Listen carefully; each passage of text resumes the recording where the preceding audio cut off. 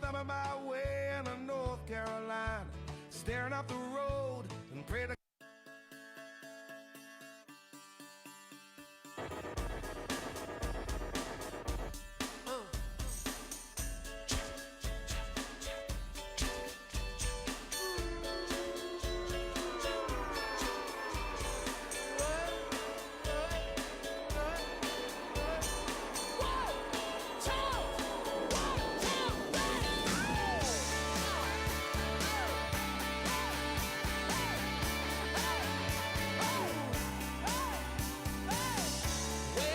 Hello and welcome to Three of Strong Spirits. Thank you all for being here today. I'm Sam Purse. I'm one of the owners of Three of Strong Spirits. My business partner, Dave McConnell, behind the bar. And I started this distillery in 2019 with a vision of embracing the proud history of rum making in Portland and modernizing it through the spirit of innovation by offering exceptionally high quality beverages. I hope you've been able to enjoy some.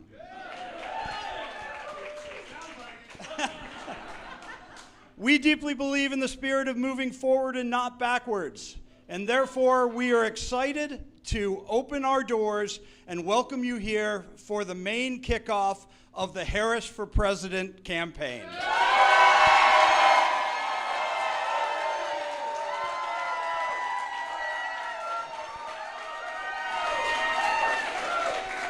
I know you, like me, are feeling the energy, the overwhelming level of support that has burst onto the scene for the Vice President over the past few days. And come November 5th, Maine will defeat Donald Trump and elect Kamala Harris as the next President of the United States.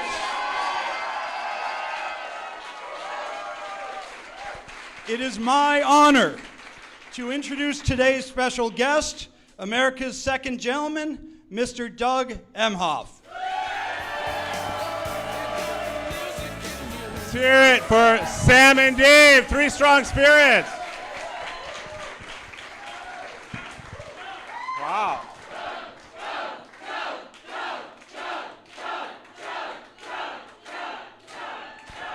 All right. Man, I'm going to have to take you all across the country with me. This is great. All right, Maine, guess what? This right here, right now, is my first official rally for the Harris for President campaign. And we're doing it right here in Maine. This is incredible. We are so excited. It's been an incredible, I don't even know, a couple of days. Feels like a couple of weeks. But before we get started, I just want to talk about Joe Biden for a minute. And I get choked up talking about Joe Biden because it was a whirlwind a couple of days ago. I was actually in LA on Sunday when all this happened, visiting my parents and my son and my daughter-in-law. I did not know that my life and the country's life was about to change. So I got out there that morning, took a flight, and got to Wilmington and jumped right up onto that stage to talk to the country and talk to the world about two things. One, our great President Joe Biden and our great First Lady, Dr. Biden. As I mentioned 4 years ago, they just welcomed us into their family, and I did mention they did make us cookies, and called my parents, called the kids, and went on this journey together of transforming this country. And when I was here on the 2020 campaign, it wasn't like this. It was during COVID. It was the depths of despair that we were left with under the prior administration. You did not see this economic activity that we're seeing all over Portland, all these new businesses that have popped up, all this entrepreneurial spirit, people returning home here to invest in their community. That's the spirit of the Biden-Harris administration, that all the work that they got done.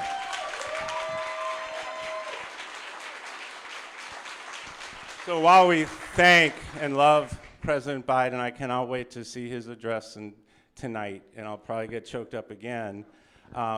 What I loved about Kamala Harris, I still have to call her that, or the VP, or my wife. What I loved about what she said in Wilmington and what she said yesterday in Wisconsin, yeah, she's talking about prosecuting the case against you-know-who.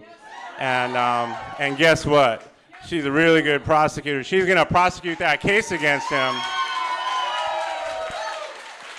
But I got to tell you, I don't know about you and probably most of the people in America, I am so sick of talking about Donald Trump. I'm so sick of him. I don't want to talk about Donald Trump. I want to talk about the future. I want to talk about a future in which all of us have a place. A future in which Kamala Harris is our president. A future in which your rights and freedoms are honored and protected on the basis of which this country was founded, our rule of law, our Constitution. Not this concept that's set forth in Project 2025, which is a blueprint to take your rights away, a blueprint to destroy our democracy, the blueprint upon which they were running on. I said I wasn't going to talk about them, but that's what they're doing. This vision of our country, this vision of a Kamala Harris presidency, a vision where we all belong, a vision of more freedom, right? Protecting our rights, not taking them away. That's what the Kamala Harris presidency will be all about. Sticking up for the middle class, not more tax breaks for the billionaires and the biggest corporations.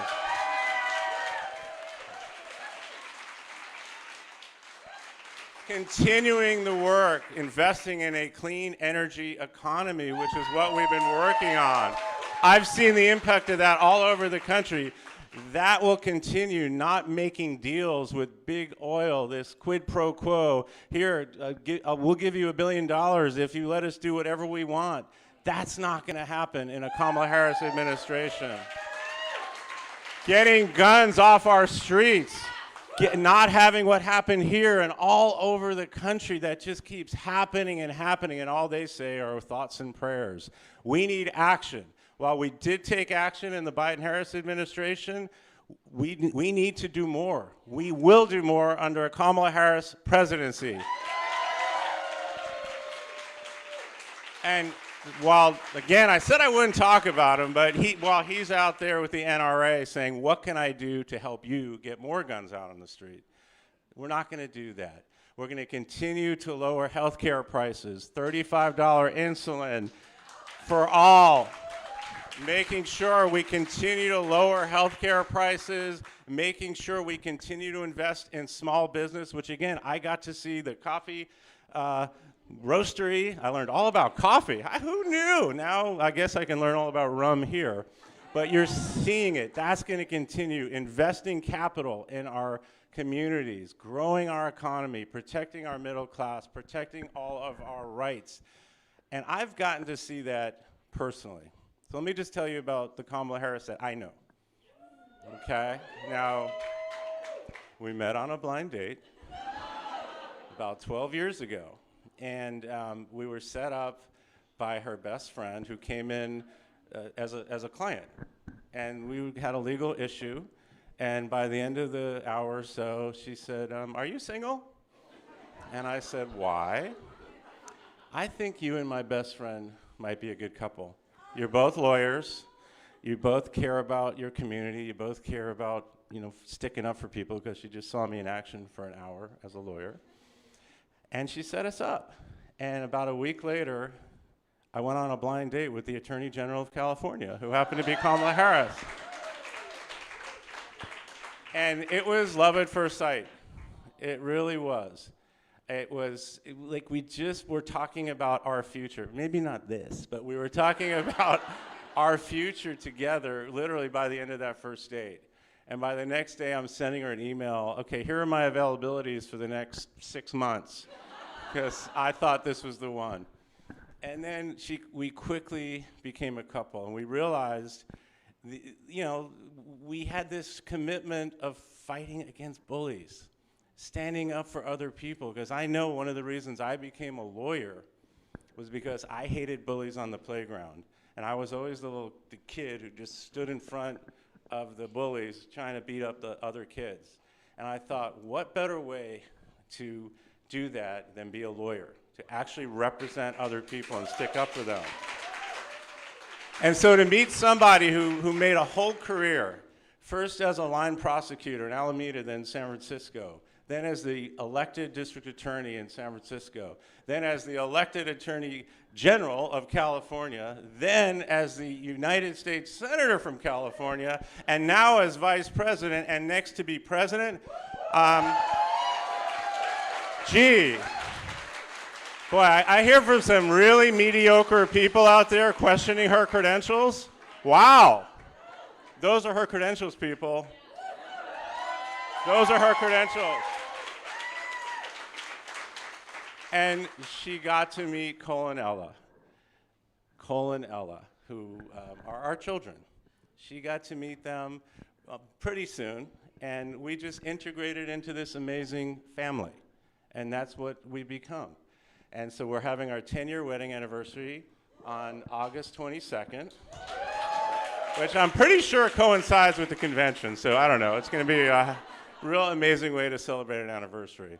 But we've done this together, this journey from that first date, just meeting someone from a client, to standing before you as the second gentleman of the United States, soon to be the first gentleman of the United States. And we've taken this journey together as a family through the ups and downs, and I get to see her, making Sunday dinner, fretting about the ingredients and making sure if we have that little bit of time that she's cooking for the family.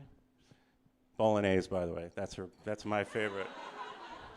And no matter what's going on in the world, it's really family first and thinking about us. And that's the way she approaches public service. It's not about her. And we know the other guy, it's all about him. That's how he sees the world. But for her, a lifetime of public service, which is a noble thing to do, it's about us. It's the people. And that's what's so great about her.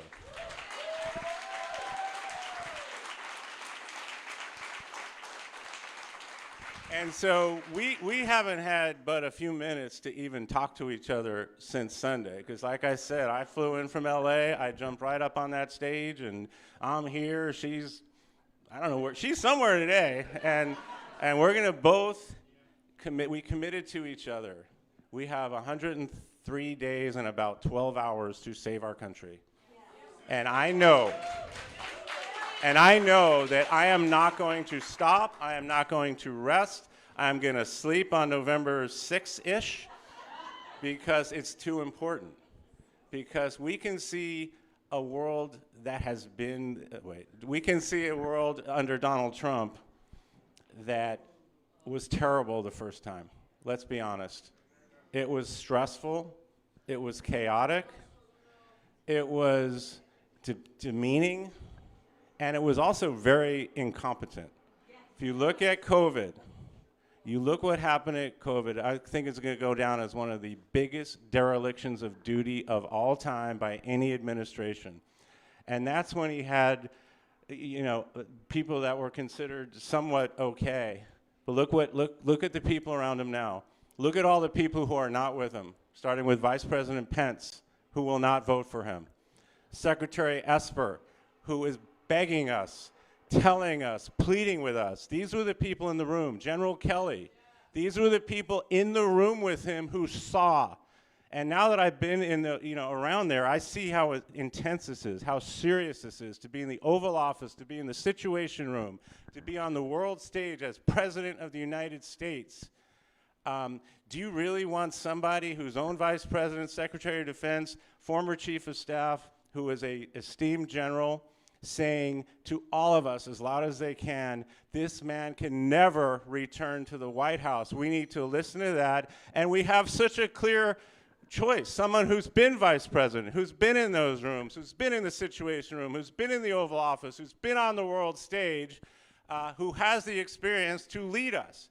And we have seen in these last couple of days, Kamala Harris is a leader. She is a leader. She is someone I want in the Situation Room, somebody I want in the Oval Office, and somebody I want on the world stage to represent us and take us forward into the future where we all have a place, where we all belong, where our freedoms are protected, where the rule of law is upheld and our Constitution is upheld. And this is our country. We are patriots. We love our country, and we are going to save our country by electing my wife, Kamala Harris, as President of the United States.